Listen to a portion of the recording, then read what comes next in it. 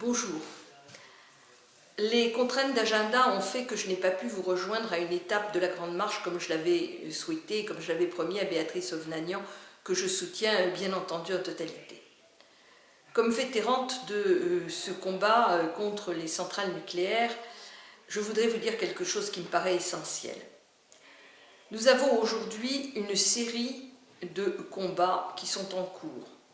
Les uns sur l'aspect financier, les autres sur l'aspect industriel, les autres sur les déchets, les autres sur le retraitement, et enfin sur les centrales, Fessenheim, Bugey, Gravelines, Le Blayais, pour ne citer Tricastin que celles qui posent le plus de problèmes. Ce que je voudrais vous dire, c'est que l'intérêt de nos contradicteurs, c'est évidemment de nous diviser. De nous diviser pour que telle équipe soit focalisée sur le PR de Flamanville, telle autre équipe sur Bure, et comme nous ne sommes pas évidemment extrêmement nombreux, que nos moyens sont faibles, eh bien nous affaiblissons d'autant les projets les uns par rapport aux autres. Cette bataille, elle ne pourra être gagnée, et c'est une bataille très difficile dans un pays comme le nôtre, où l'État et le lobby nucléaire ne font qu'un, que dans la mesure où nous avons une cohérence et une cohésion dans les combats qui sont menés. J'en connais de nombreux, j'en mène personnellement quelques-uns, mais ce que je peux dire, c'est que le sujet, il est général. On ne peut pas se battre sur la question des déchets sans évoquer la question du retraitement.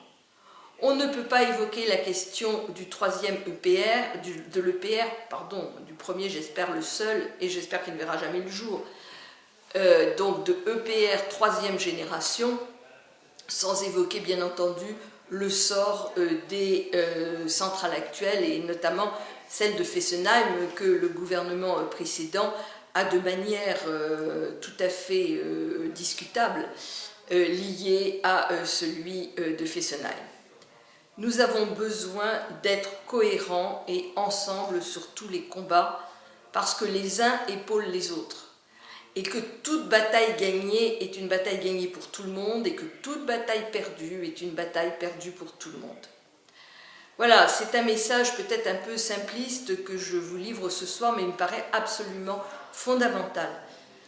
Il ne doit pas y avoir de lutte politique, bien sûr, ni encore moins politicienne.